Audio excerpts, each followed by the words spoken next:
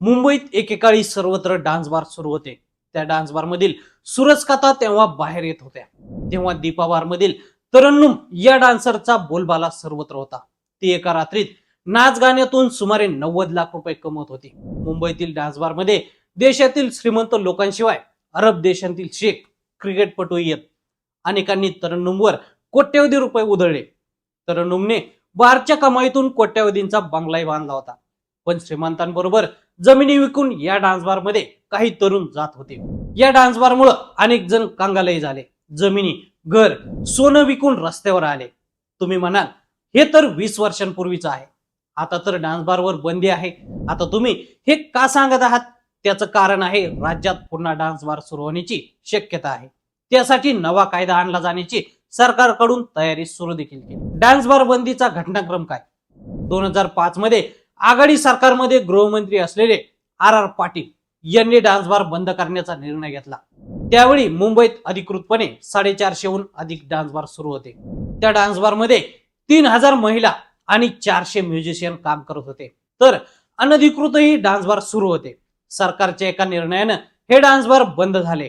त्यानंतर सरकारच्या निर्णयाविरोधात बार मालकही उच्च न्यायालयात गेले. त्यानंतर 2013 मध्ये सर्वोच्च न्यायालयानं सरकारची बंदीची याचिका फेटाळून लावली. त्यात बारमध्ये काम करणाऱ्या महिलांना त्यांचा व्यवसाय करण्याचा अधिकार असल्याचं याचिकाकर्त्यांनी न्यायालयात सिद्ध करून दाखवलं. त्यानंतर 2014 मध्ये डान्स बार बंदीच्या कायद्यात सरकारनं दुरुस्ती केली. पण 2015 मध्ये सर्वोच्च न्यायालयानं या बंदीच्या दुरुस्तीला स्थगिती दिली. याच वर्षी डान्स बार बंदीच्या नियमनाचा अधिकार सरकारकडे असल्याचं तत्कालीन मुख्यमंत्री देवेंद्र फडणवीस यांनी सांगितलं होतं. 2016 मध्ये फडणवीस सरकारनं Maharashtra prohibition of obscene dance in hotels, restaurant and bar rooms and protection of dignity of women act 2016 हा कायदा लागू केला. या कायद्याच्या आधारे राज्यात डान्स बारसाठी कठोर नियम घालण्यात आले. पण 2019 मध्ये सर्वोच्च न्यायालयाने डान्स बारवरील बंदी उठवली. बेकायदेशीरपणे डान्स बार सुरूच. डान्स बार बंद झाल्यानंतर डिस्को आणि ऑर्केस्ट्राच्या नावाखाली काही ठिकाणी बेकायदेशीरपणे डान्स बार सुरूच होते. अनेक ठिकाणी तळमजले तयार करून डान्स बार सुरू होते. अनेकदा पोलिसांनी कारवाई करून ते उघडकीस आणले होते. नवा कायदा करणार, काय नियम असणार पाहूया. राज्यात पुन्हा डान्स बार सुरू करण्याबाबत आणि त्यासाठी नवा कायदा करण्यासाठी येत्या अधिवेशनात विधेयक मांडले जाणार आहे. मात्र त्यातील काही माहिती आता माध्यमांकडे आली.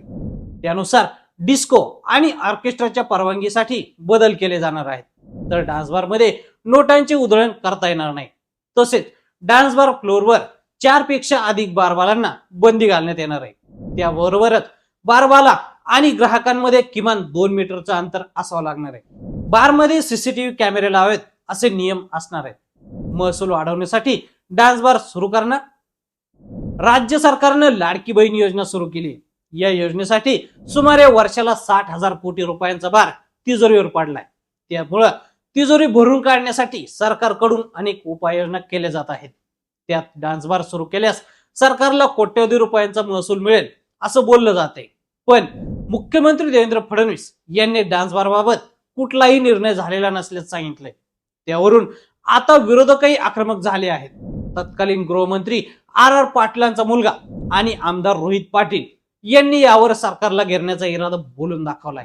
डान्स बार सुरू केल्यास रस्त्यावर उतरण्याचा इशाराही त्यांनी दिलाय. तर मंडळी, तुम्हाला ही माहिती कशी वाटली आम्हाला कमेंट करून नक्की सांगा. आणि असेच नवनवीन माहितीपूर्ण व्हिडिओ पाहण्यासाठी लेट्स अप मराठी फॉलो करा.